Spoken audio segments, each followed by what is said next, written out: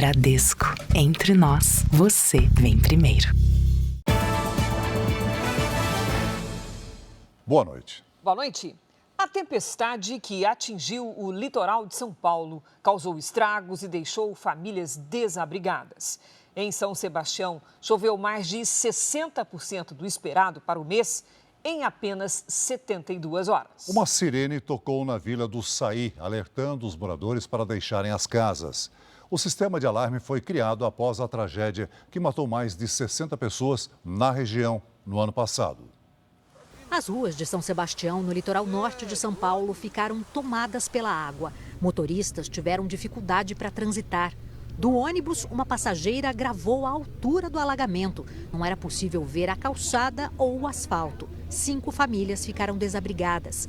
Em apenas 72 horas, choveu 155 milímetros em São Sebastião, 63% do esperado para todo o mês de janeiro. Em menos de uma hora, foram 50 milímetros. A sirene instalada na Vila Saí deu o alerta aos moradores. A Defesa Civil informa: há risco de deslizamentos nesta área. A população foi orientada a procurar lugares seguros por causa da intensidade do temporal. 4 pessoas foram para um abrigo em uma escola pública. Foi a primeira vez que a sirene tocou desde quando foi instalada há um mês. No início do ano passado, o bairro foi o mais castigado pela chuva histórica que atingiu a região. 64 pessoas morreram. Em 24 horas foram registrados mais de 100 milímetros de chuva em outras cidades do litoral norte paulista, Ubatuba, Bertioga e Caraguatatuba. O acesso pelas estradas também foi prejudicado. Uma queda de barreira e pedras bloqueou a rodovia Mogi-Bertioga no trecho de serra. Já a rodovia dos Tamoios foi interditada na altura de Caraguatatuba por causa de um deslizamento de terra. As interdições tiveram reflexo no trânsito. No fim da tarde, pessoas que tentavam chegar a São Sebastião e em outras cidades do litoral norte ou voltar para a capital paulista enfrentaram mais de 1 hora de espera na Operação Comboio, em que motoristas são escoltados por equipes da concessionária que administra a rodovia dos Tamoios. Um gabinete de emergência foi montado pela Defesa Civil do Estado por causa de riscos de deslizamento de terra na região do Vale do Ribeira e no litoral paulista.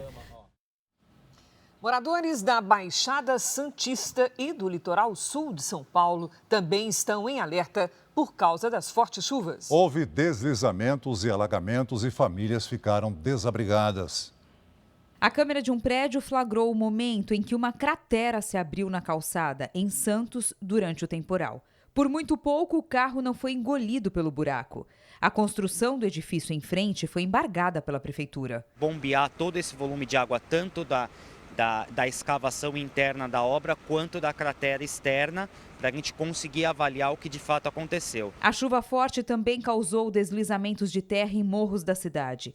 Já em São Vicente, motoristas e pedestres se arriscaram para atravessar avenidas inundadas. Em Peruíbe, no litoral sul paulista, 24 pessoas estão desabrigadas e foram levadas para um centro comunitário. Em Guarujá, choveu 263 milímetros em 24 horas. Carros ficaram submersos. Uma rocha deslizou sobre uma casa, no morro Barreira João Guarda. Em 2020, 34 pessoas morreram nesse local durante uma tempestade. Aqui em Santos, a chuva e o vento atrapalharam a navegação de cargueiros. A entrada de navios no porto não chegou a ser interrompida, mas ficou mais lenta. Na cidade, choveu em apenas 3 dias, 70% do que era esperado para o mês de janeiro inteiro. O número de ocorrência está bem alto. É devido a esse acumulado muito elevado de chuva, né? Faz muito tempo que a gente não tem um acumulado tão alto de 72 horas. Veja agora outros destaques do dia. Polícia Federal faz operação que apura se ex-diretor da Agência Brasileira de Inteligência espionou ilegalmente autoridades. 5 anos depois do rompimento da barragem de Brumadinho, ninguém foi responsabilizado pela tragédia. Trump aparece na frente de Biden em nova pesquisa das eleições presidenciais dos Estados Unidos. No Rio de Janeiro, polícia abre investigação sobre venda de êxtase em bloco de carnaval. Corinthians vence o Cruzeiro na final e conquista a Copinha pela 11ª vez. E no aniversário de São Paulo, você vai conhecer o senhor Hélio, que plantou mais de 40 mil árvores.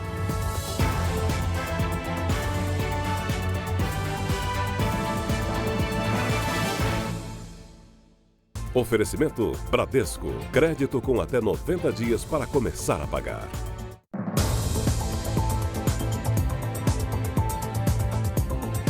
A polícia do Rio de Janeiro abriu uma investigação sobre uma suposta venda de êxtase em sacolé, um tipo de sorvete.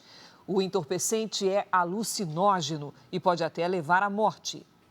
Publicações nas redes sociais mostram que o produto é supostamente vendido e consumido nos blocos de pré-carnaval no Rio de Janeiro. O sacolé é um doce gelado e, neste caso, viria com uma mistura de MDMA, substância também conhecida como êxtase. A droga produzida em laboratório é derivada da anfetamina. Nesta outra foto, o nome Sacolé Breaking Head faz referência a uma série de TV na qual o protagonista cria um laboratório de produção de drogas. Um inquérito foi aberto pela polícia para apurar a venda do produto ilícito. O setor de busca e inteligência está fazendo monitoramento para que a gente possa identificar quem está fazendo a venda dessa substância, para que a gente faça a apreensão e verifique se de fato o que tem ali é o MDMA, se há alguma droga e se sim o que está sendo vendido nesses sacolés. Embora exista a possibilidade de a droga sintética ter sido produzida em um laboratório clandestino, a polícia acredita que o MDMA usado na mistura dos sacolés venha de fora do país. Uma droga alucinógena que pode causar sérios danos à saúde. Segundo especialistas, as reações vão desde a aceleração de batimentos cardíacos até a desidratação. Por isso, o risco para o consumidor ainda é maior durante o verão, quando a sensação térmica ultrapassa os 50 graus na cidade.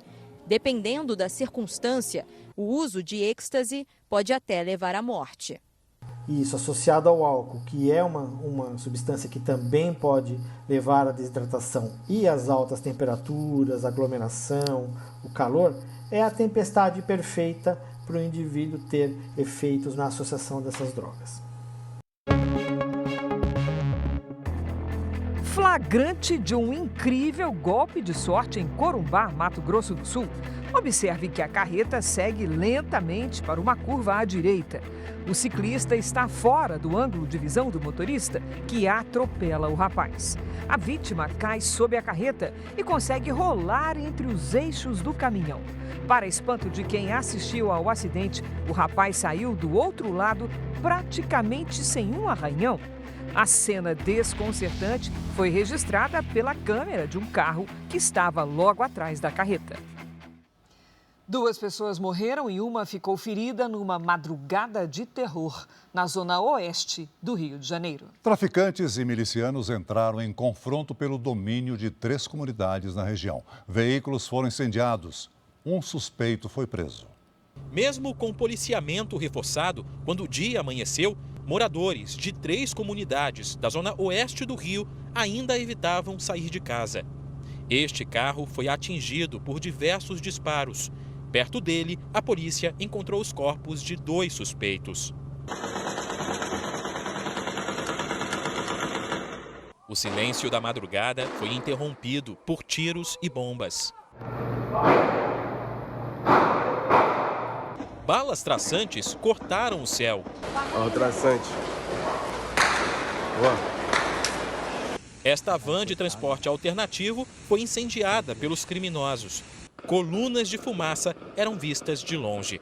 O confronto teria começado quando traficantes que estavam na comunidade de Rio das Pedras tentaram invadir a vizinha Gardênia Azul, que tem áreas controladas pela milícia. Houve contra-ataque. Na comunidade da Muzema, esta escola foi atingida por disparos. Perto dali, um morador foi baleado e está internado em estado grave.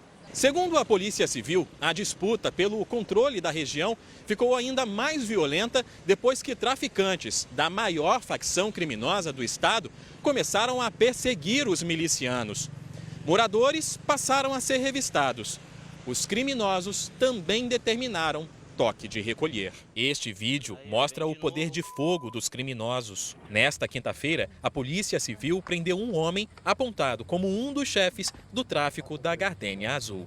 O indivíduo que foi preso hoje, ele vem vinha tendo uma ascensão dentro da estrutura da organização criminosa que atuava naquela região. Então, para a gente, identificar essas pessoas que praticam esses crimes representa uma resposta da Delegacia de Homicídio para toda a sociedade. Nós vamos agora com o nosso time de Brasília, porque a Polícia Federal realizou uma operação para apurar se o deputado federal e ex-diretor da Agência Brasileira de Inteligência, Alexandre Ramagem, espionou ilegalmente autoridades. Vamos falar com Luiz Fara Monteiro, que traz os detalhes. Oi, Fara, boa noite. Oi, Cris, boa noite a você, ao Celso e a todos que acompanham o JR. Praticamente não se falou em outra coisa aqui em Brasília hoje, viu, Cris? A Polícia Federal investiga também se Alexandre Ramagem repassou informações sigilosas de investigações aos filhos do ex-presidente Jair Bolsonaro. Agentes da Polícia Federal fizeram buscas no gabinete do deputado federal Alexandre Ramagem, do PL do Rio de Janeiro, na Câmara e no apartamento funcional dele em Brasília. Endereços residenciais no Rio de Janeiro também foram vasculhados. Outras 11 pessoas ligadas à gestão de Ramagem, quando era diretor da Agência Brasileira de Inteligência, a ABIN, também foram alvos de busca e apreensão. 7 policiais federais foram afastados das funções na operação autorizada pelo ministro Alexandre de Moraes, do Supremo Tribunal Federal, a pedido da Procuradoria-Geral da República. Segundo a investigação da Polícia Federal, Ramagem seria o líder de uma organização instalada na ABIN para supostamente monitorar autoridades públicas e outras pessoas de interesse do grupo. O atual deputado foi diretor da agência entre 2019 e 2022 e era próximo do ex-presidente Jair Bolsonaro e dos filhos dele. A PGR chegou a pedir o afastamento de Ramagem da Câmara, mas Moraes não concordou. A Polícia Federal apreendeu com ele 6 celulares e 4 computadores. Segundo fontes ligadas ao caso, alguns dos aparelhos ainda pertenceriam à ABIN. Os investigadores querem saber se Ramagem recebia informações privilegiadas, mesmo depois de ter deixado a agência. A Polícia Federal estima que 30 mil brasileiros tenham sido monitorados de forma ilegal, no que chama de ABIN paralela. O monitoramento era feito com um software israelense chamado First Mile, e por isso os dados foram armazenados fora do país. O programa, comprado de uma empresa israelense na gestão do presidente Michel Temer, rastreia o número do telefone celular inserido na base de dados, a partir do sinal emitido pelo aparelho para as torres de comunicação. A ferramenta é capaz de monitorar até 10 mil celulares por ano, rastreando históricos de deslocamentos e fornecendo alertas em tempo real sobre a movimentação dos dispositivos cadastrados. Entre as autoridades espionadas, segundo a investigação, estão os ministros Alexandre de Moraes e Gilmar Mendes, do STF, o ex-presidente da Câmara, Rodrigo Maia, e o ministro da Educação, Camilo Santana, que chegou a ter a casa espionada com uso de drones, enquanto era governador do Ceará. No documento que autorizou a operação, Moraes cita trechos dos relatórios da Polícia Federal. A investigação afirma que os policiais federais destacados, sob a direção de Alexandre Ramagem, utilizaram das ferramentas e serviços da ABIN para tentar fazer prova a favor de Renan Bolsonaro. Em 2021, a PF instaurou um inquérito para apurar um suposto tráfico de influência por parte de Jair Renan, quarto filho do ex-presidente, em favor de uma empresa de mineração. Em outro trecho, o relatório destaca a utilização da ABIN para fins ilícitos, quando demonstra a preparação de relatórios para a defesa de outro filho do ex-presidente, o senador Flávio Bolsonaro. Em 2020, o Ministério Público denunciou Flávio Bolsonaro por um suposto esquema de rachadinhas, enquanto ele ainda era deputado estadual no Rio de Janeiro. O documento também cita uma tentativa de associação de deputados federais, bem como ministros do Supremo Tribunal Federal, à organização criminosa conhecida como PCC, Primeiro Comando da Capital. O ministro da Justiça e futuro ministro do STF, Flávio Dino, defendeu a importância da Agência Brasileira de Inteligência e disse que os responsáveis devem ser punidos. É importante frisar isso. Nós não estamos diante de um tema banal, nós estamos diante de um tema crucial, porque fere um direito fundamental. Não sabemos ainda de quantas pessoas, se foram dezenas, centenas, milhares, dezenas de milhares, não sabemos, isso a investigação vai dizer, mas é importante considerar que isso é uma modalidade de corrupção. Em nota, o senador Flávio Bolsonaro negou ter sido beneficiado pela agência e disse que a investigação é um completo absurdo e mais uma tentativa de criar falsas narrativas para atacar o sobrenome Bolsonaro. A defesa de Alexandre Ramagem disse que ainda não vai se posicionar sobre a operação. A defesa de Jair Renan Bolsonaro não retornou os nossos contatos. Daqui a pouco Eu volto com outras notícias de Brasília. Cris e Celso. Obrigado, Fara. 2 pessoas morreram após a queda de um avião de pequeno porte entre Rio Grande da Serra e Ribeirão Pires, na Grande São Paulo. O monomotor saiu do Campo de Marte, na zona norte de São Paulo, com um destino a Presidente Venceslau, no interior do estado. A aeronave fez um desvio de rota e caiu numa área de mata. Os bombeiros foram acionados por moradores que escutaram uma explosão. O piloto era o empresário Benedito Aparecido da Silva, de 59 anos, e o passageiro, o advogado Ricardo Falarini, de 60 anos. Na hora do acontecimento, eu fui avisado e eu corri para cá. Eu cheguei, minha cunhada desesperada, meu irmão já foi o primeiro a chegar no local lá do acidente. Não dava para ver nada, vítima nada, era muita árvore, barro e destroço da aeronave. E aí o que ela viu foi o seguinte: ela estava do lado de fora e ela viu a aeronave perdendo o controle, passou muito próximo o telhado dela e aí ela saiu quebrando as árvores e caiu lá atrás. Já na Turquia, um avião militar precisou fazer um pouso de emergência depois de apresentar problemas mecânicos. Em um vídeo gravado por uma testemunha, é possível ver que a aeronave se aproxima a uma altitude extremamente baixa. O avião sobrevoa uma estrada movimentada na província de Cesareia, na Turquia. Apesar do susto, a aeronave pousou apenas com alguns danos. A tripulação não se feriu.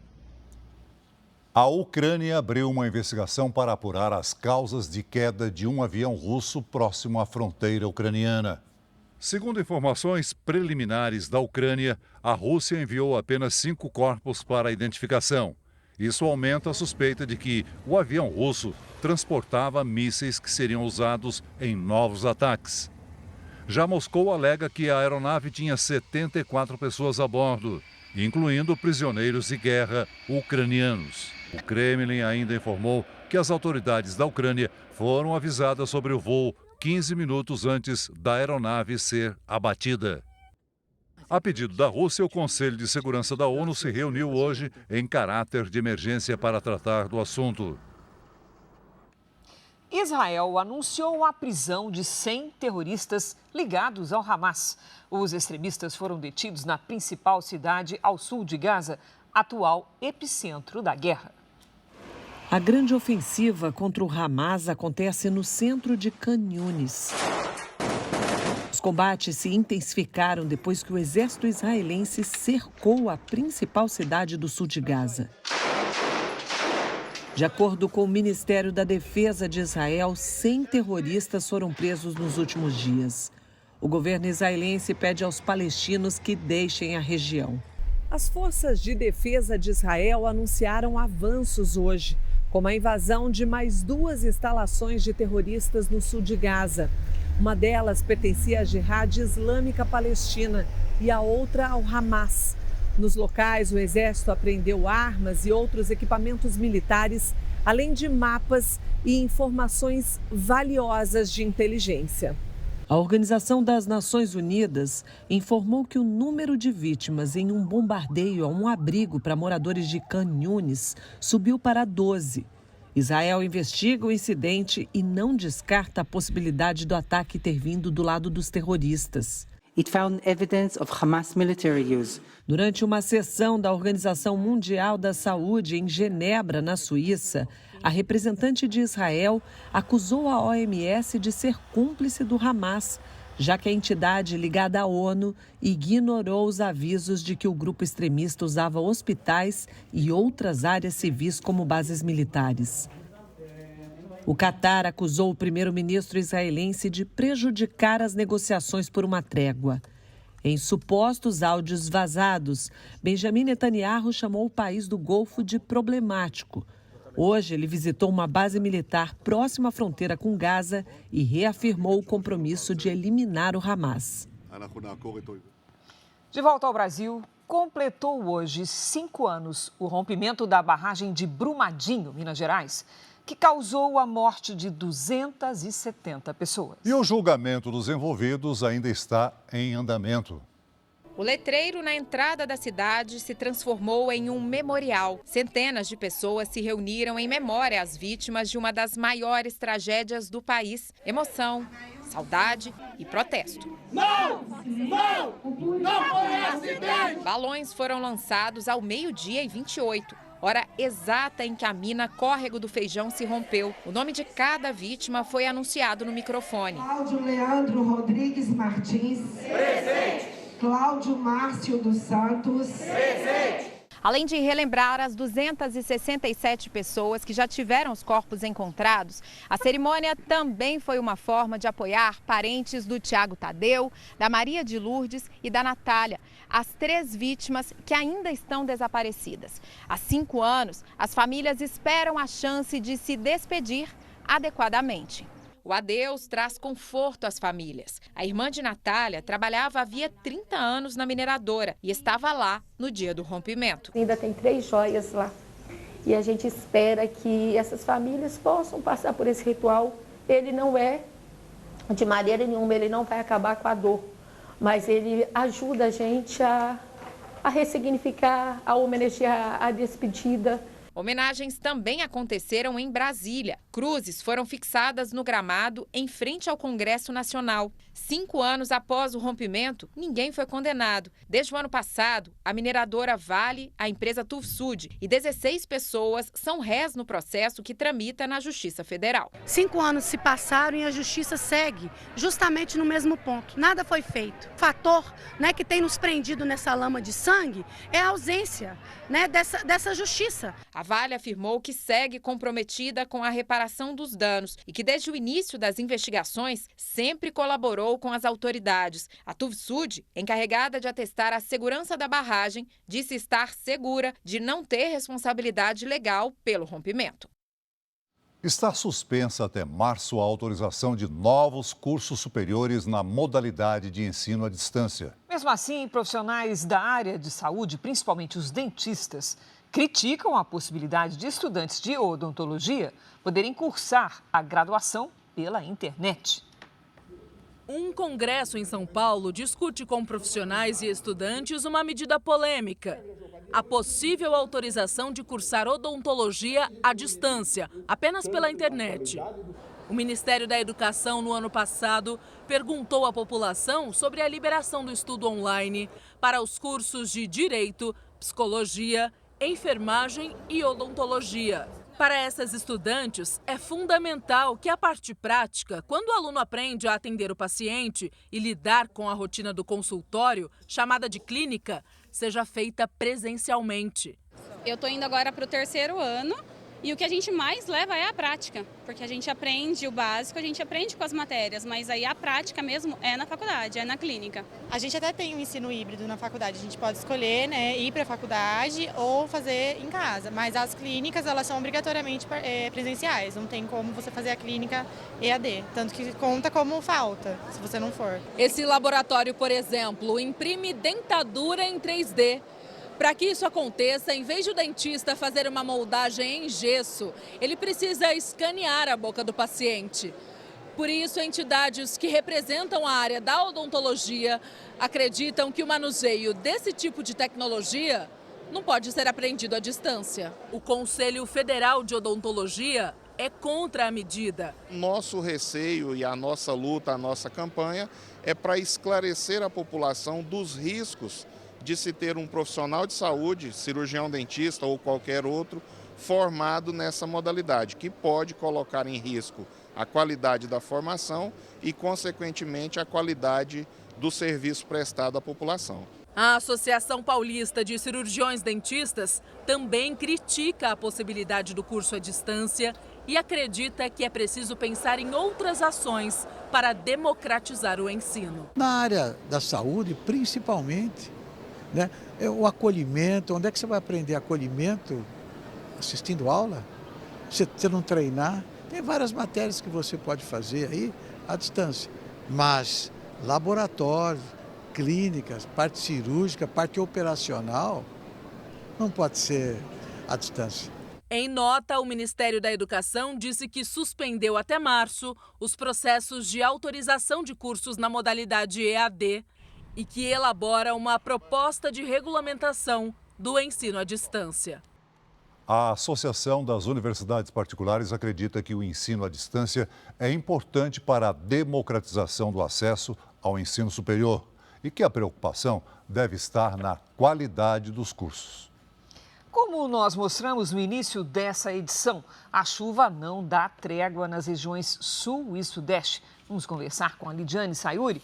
Oi, Lid, boa noite. Cenário já preocupante, não é? Há risco de mais transtornos? Sim, Cris, principalmente deslizamentos, viu? Boa noite para você. Oi, Celso, muito boa noite a todos que nos acompanham. Há 4 dias, chove sem parar no litoral do Sudeste. Nesse período, a chuva superou em muito a média do mês inteiro. As cidades mais atingidas foram Ubatuba, Bertioga, Guarujá e Cubatão. Com tanta água, o solo fica frágil e desliza ainda mais rápido. Tem também muita nebulosidade entre o sudeste e o norte do Brasil. Efeito de uma circulação de ventos do mar, uma frente fria e um corredor de umidade que atravessa o Brasil. Nesta sexta, o risco de deslizamentos é alto no leste de Santa Catarina, do Paraná, de São Paulo e no Rio de Janeiro. Do Espírito Santo até o Amazonas, a quantidade de água pode causar alagamentos. Não chove apenas nestas poucas áreas em amarelo aqui do mapa. Em Porto Alegre, faz até 27 graus nesta sexta-tarde. No Rio de Janeiro e em São Luís, 29, 37 em Cuiabá e até 31 em Manaus. Em São Paulo, sol mesmo, só domingo. Antes disso, chuva a qualquer hora. Na sexta, faz apenas 24 graus. No Tempo Delivery, o Flávio quer saber quando o calorão vai diminuir em São José do Rio Preto, São Paulo, Lídia. Vamos lá, Flávio, boa noite. Olha, o que tinha que refrescar já refrescou, tá? Não vai esfriar mais do que isso. O sol aparece entre nuvens na sexta, faz até 30 graus e não há previsão de chuva. Aí no fim de semana, tem previsão de pancadas isoladas à tarde, tanto no sábado quanto no domingo, 32. O Renê é de Niquelândia, Goiás. Renê, aqui na nossa tela, seja bem-vindo. Olha, a chuva segue até domingo. Cuidado com as áreas próximas aos rios e lagos. Máximas entre 25 e 26 graus. Mande seu pedido pelas redes sociais com a hashtag #VocêNoJR. Cris, Celso. Valeu, Lidy. Até amanhã, Lidy.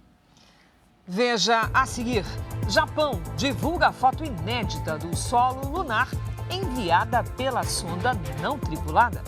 Ministério da Saúde vai enviar vacinas contra a dengue para mais de 500 cidades. Vacinação pelo SUS começa em fevereiro. No Paulistão, clima tranquilo aqui no Palmeiras, que venceu. No rival Corinthians, uma derrota já trouxe as primeiras críticas.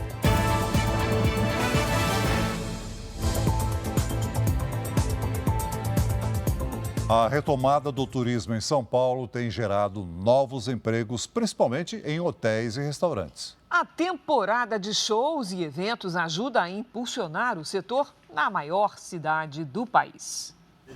Esta rede de hotéis em São Paulo comemora um ano de 2023 para lá de positivo. Foi um ano realmente que a nossa ocupação foi bem melhor do que 2022. Depois do período pós-pandemia, a ocupação de hóspedes foi melhor do que o esperado. Para conseguir uma vaga em quartos simples ou mais sofisticados é difícil. E eles ainda tiveram que contratar funcionários para atender a demanda. A gente tem essa expectativa que a partir de março de 2024, depois do carnaval, realmente a nossa ocupação melhore ainda mais. Uma pesquisa mostra que o fluxo de turistas vem aumentando na cidade de São Paulo. No ano passado, houve um avanço de 17% nas atividades do setor na comparação com 2022. Muito por causa de festivais de música, shows internacionais e eventos de negócios que aconteceram. Tudo isso tem ajudado na geração de empregos e na lotação de hotéis e restaurantes. A característica de São Paulo é o turismo corporativo, de negócios, de feiras e eventos. Isso ficou muito forte no ano passado. As empresas voltando, retomando seus investimentos. Mas o lazer também tem sido significativo aqui na retomada, com esses grandes eventos, com grandes shows. A maior capital do país completa 470 anos e volta a aproveitar o próprio potencial turístico, atraindo visitantes do Brasil e do exterior. E em 2024, a expectativa é ainda maior. Um dos pontos turísticos mais visitados da cidade é o Mercado Municipal de São Paulo, que recebe cerca de 3 milhões de visitantes por ano. O que mais me chama a atenção em São Paulo é o turismo gastronômico. Eu gostei, achei assim tudo diferente, tudo novo, gostei da cidade. O estado americano do Alabama deve executar ainda hoje um homem condenado à pena de morte por asfixia com nitrogênio. Um recurso da defesa de Kenneth Smith foi negado pela Suprema Corte do país. Os advogados alegaram que o detento já havia passado por uma tentativa de execução que falhou e isso teria causado um trauma grave. É a primeira vez que os Estados Unidos usam o método de inalação de nitrogênio.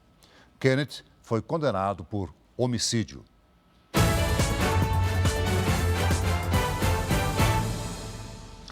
Uma nova pesquisa mostra que o ex-presidente Donald Trump está à frente de Joe Biden na corrida à presidência dos Estados Unidos.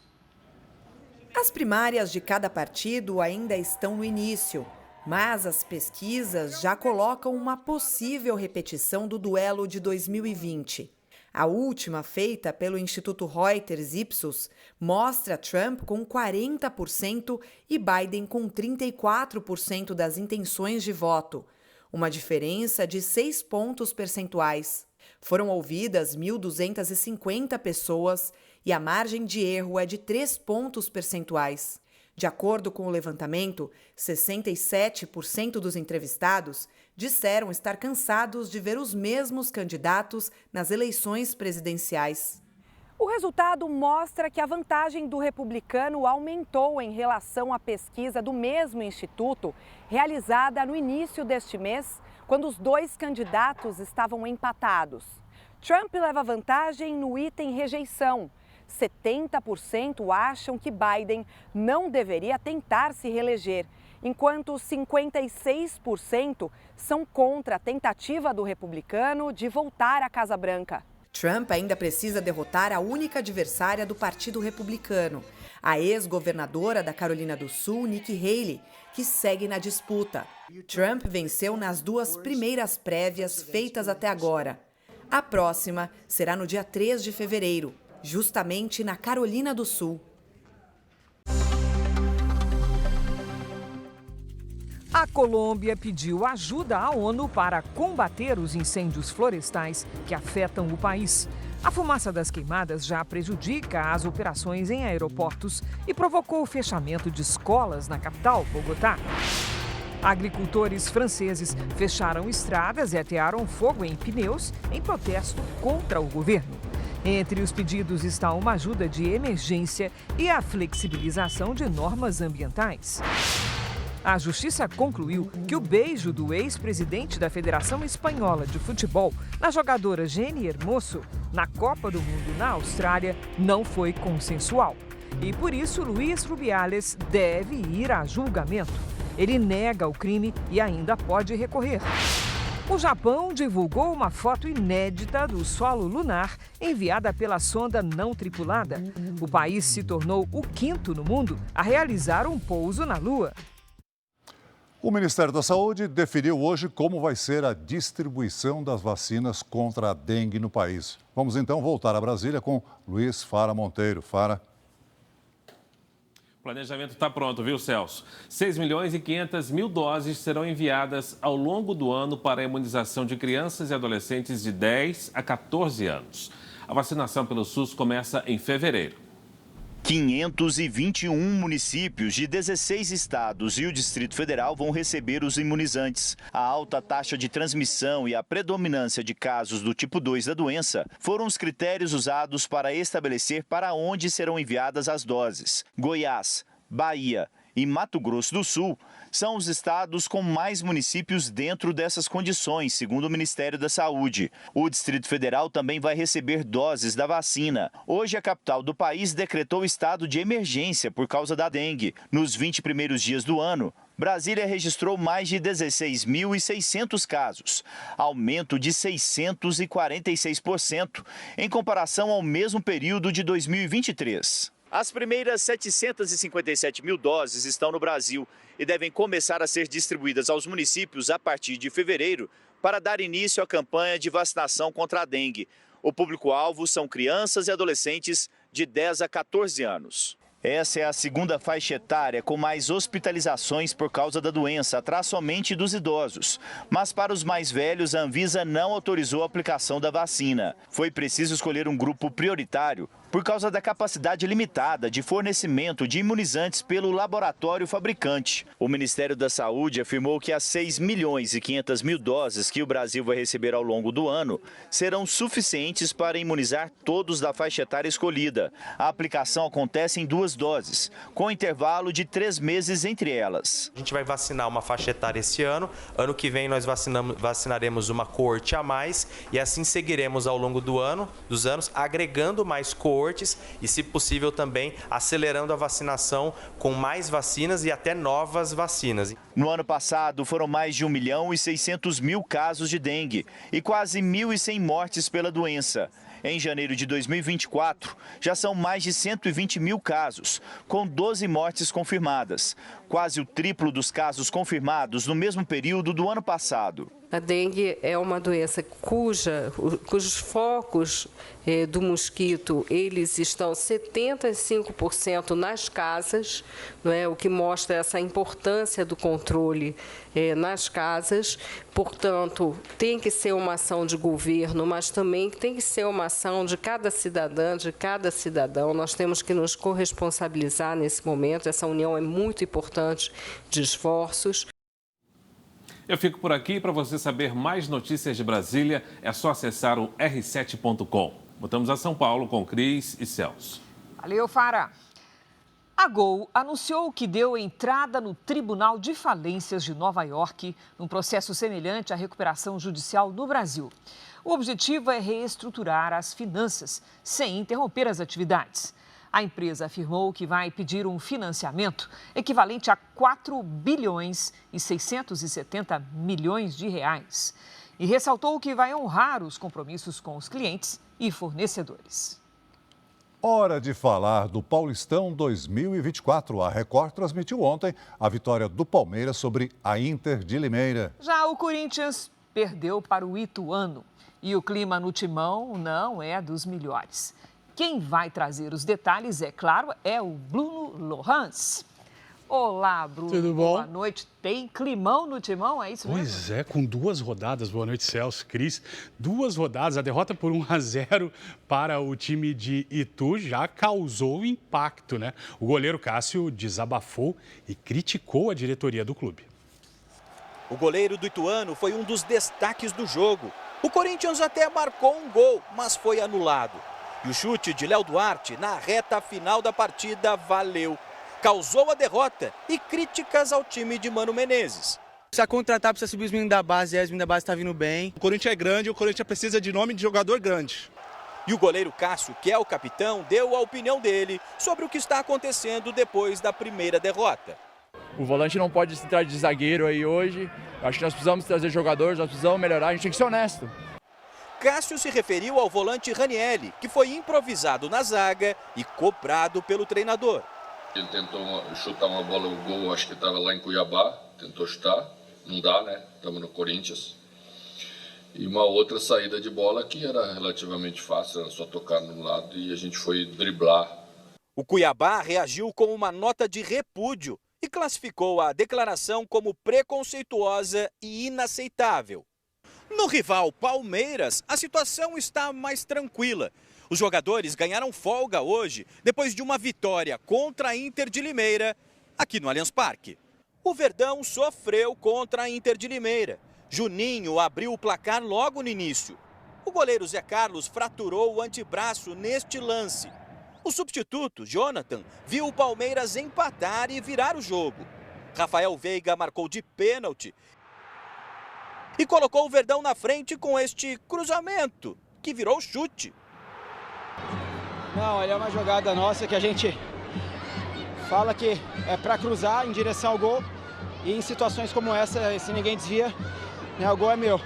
Gustavo Gomes fez pênalti e Juninho empatou de novo. Rony, que entrou no segundo tempo, fez o gol da vitória por 3-2. O Palmeiras enfrenta o Santos no domingo e você vai ver o clássico ao vivo aqui na Record a partir das 6 da tarde. O Paulistão continua hoje. Nesse momento, Santos e Ponte Preta se enfrentam na Vila Belmiro. O jogo está no segundo tempo e, por enquanto, o Santos está vencendo. Debaixo de chuva forte, o zagueiro da Ponte não conseguiu afastar e Juliano tocou no canto do goleiro. Santos 1-0. Mais um cruzamento do Santos, outra bobeada da defesa da Ponte e dessa vez quem aproveitou foi o argentino Júlio Furch. O placar de momento é Santos 2, Ponte Preta 0. Eu volto daqui a pouco com o título do Corinthians na Copinha, Cris e Celso. Até já, Bruno. Até já. Veja a seguir, casarão histórico desaba em Salvador. Corpo de universitária morta quando fazia trabalho de faculdade é velado no Rio Grande do Sul. No aniversário de São Paulo, você vai conhecer o homem que plantou mais de 40 mil árvores.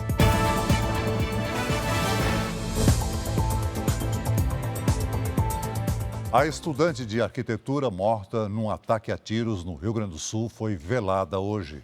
Ela foi assassinada quando fazia um trabalho de faculdade. O crime comoveu amigos e parentes. A despedida da estudante foi na Universidade Federal do Rio Grande do Sul, onde ela estudava. Sara Domingues, de 28 anos, era de São Paulo, mas se mudou para Porto Alegre há 8 anos para estudar arquitetura e urbanismo. Ela sempre foi uma pessoa disposta a ajudar, né? Sempre disponível e muito determinada em tudo que ela decidia, ir atrás. Sara foi baleada durante um ataque a tiros na noite de terça-feira na zona norte de Porto Alegre. Segundo um amigo, ela tirava fotos para o trabalho de conclusão do curso quando 2 homens chegaram numa moto e atiraram em direção ao local em que ela estava. Ela não só tirou as fotos, ela foi lá, conversou com as pessoas que estavam lá para saber a vida que as pessoas estavam vivendo, a realidade, até onde a enchente atingia a casa das pessoas. A polícia diz que o alvo do ataque era um comerciante de 53 anos com antecedentes criminais por porte ilegal de arma e ameaças. A investigação aponta que a estudante não tinha nenhuma ligação com o homem e fazia uma pesquisa para a universidade quando foi atingida. Nas redes sociais, o Conselho de Arquitetura do Rio Grande do Sul lamentou a morte e pediu a punição dos envolvidos. Ela era uma pessoa que transmitia uma força incrível, sempre sorrindo, e de uma intensidade relacionada às crenças sociais dela, o que ela queria para a sociedade, muito forte, muito forte. A Polícia Federal cumpriu mandados de busca e apreensão em Goiás e São Paulo. Foi um desdobramento da operação contra o comércio ilegal de peças de veículos. Um homem foi preso. Desta vez, a polícia mirou 13 lojas que compravam peças de grandes distribuidores da região da Vila Canaã, em Goiânia. A polícia cumpriu 47 mandados de busca e apreensão em Goiânia, em Itapuranga, no interior do estado, e em São Paulo. A polícia científica participa da operação para verificar se as peças são adulteradas ou têm registro de furto ou roubo.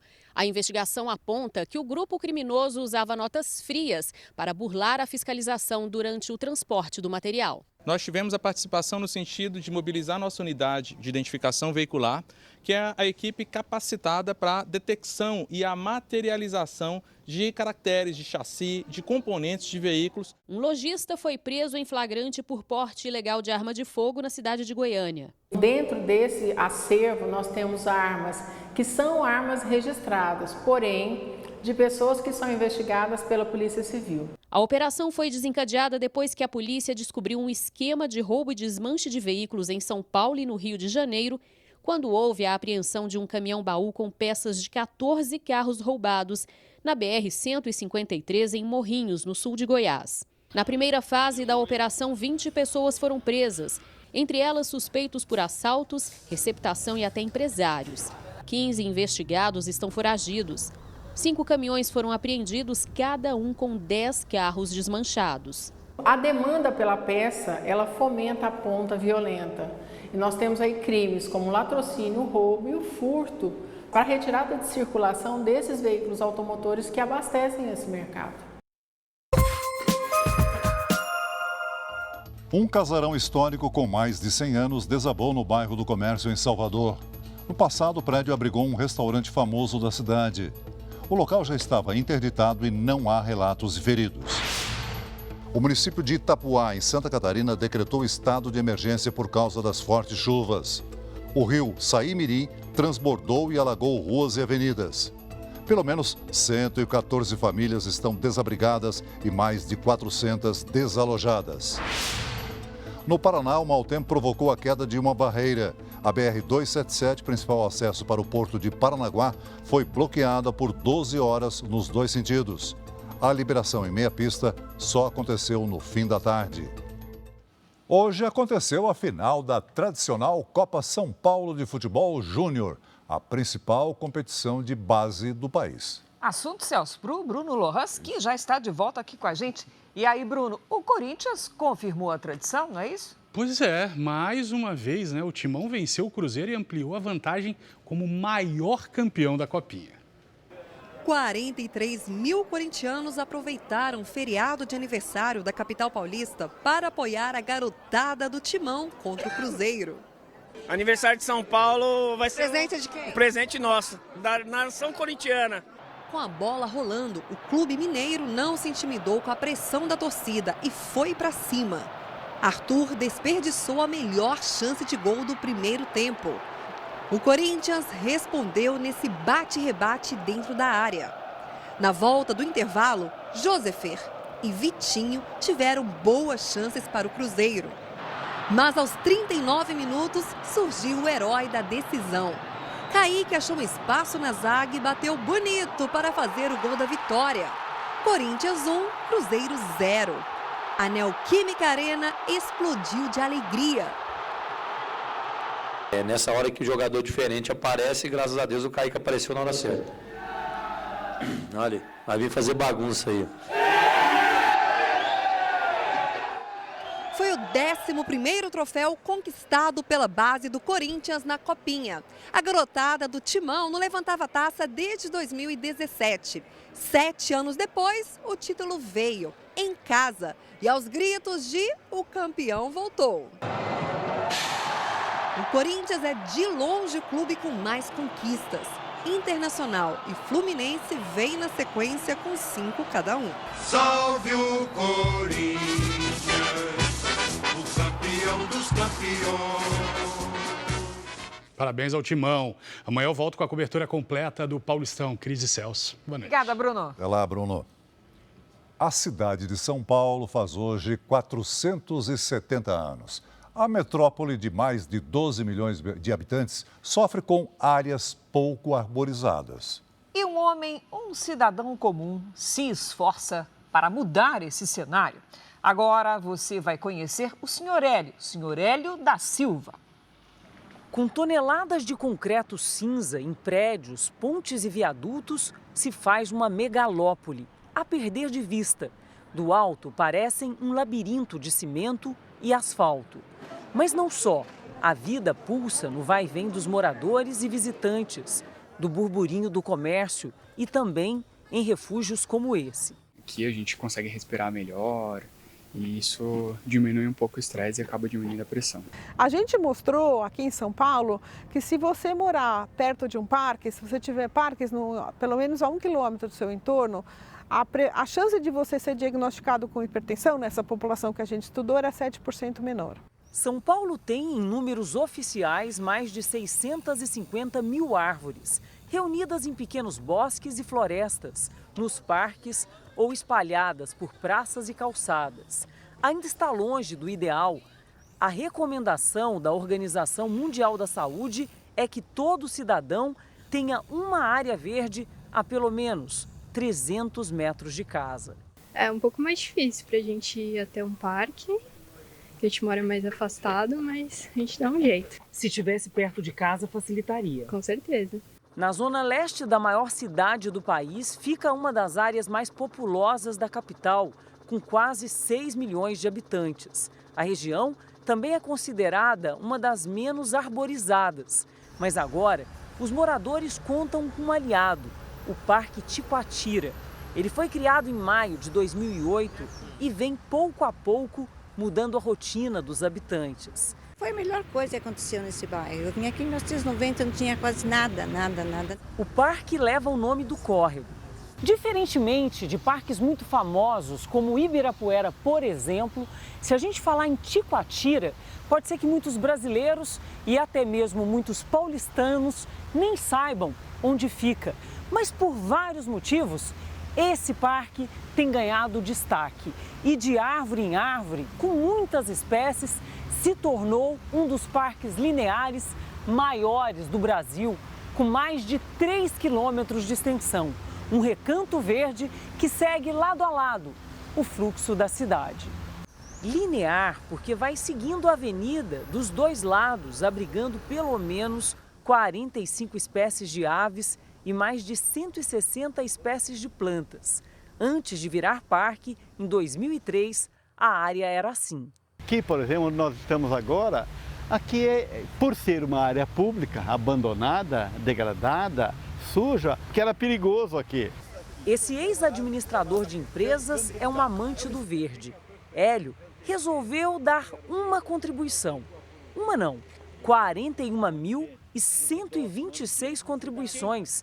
São mudas de árvores como essas, que ele também acompanha e cuida. Jequitibá rosa, ele tem uma longevidade de mais de 2.000 anos. E essa aqui? Esse daí é um pé de manga. Cada 12 árvores que eu planto aqui, uma é frutífera. Pau-brasil, araucárias, jequitibás e tantas outras. Depois das primeiras 5.000 árvores plantadas por seu Hélio, a Secretaria do Meio Ambiente resolveu aderir ao projeto e criou o parque. Não é à toa que hoje ele se define como plantador. Se é uma coisa que me faz feliz hoje, é ver os pessoal caminhando aqui. Seu Hélio se orgulha do que o parque se transformou, mas ainda não está satisfeito. O objetivo dele é atingir o plantio de 50.000 árvores. Eu quero plantar árvore até o crepúsculo, até o último olhar. E depois eu não vou morrer, eu vou virar uma delas. Um exemplo, um sonho que virou realidade e que não melhorou só o ar da comunidade da Zona Leste de São Paulo, mas inspirou um bairro, uma cidade, uma referência para o mundo. Essa edição termina aqui, à 00:30 tem mais Jornal da Record. Parabéns, São Paulo, parabéns, seu Hélio. Você fica agora com a novela Jezabel e logo após as emoções de Quando Chama o Coração, tem Pecado Mortal, edição especial. Você não pode perder? Ótima noite para você. Boa noite.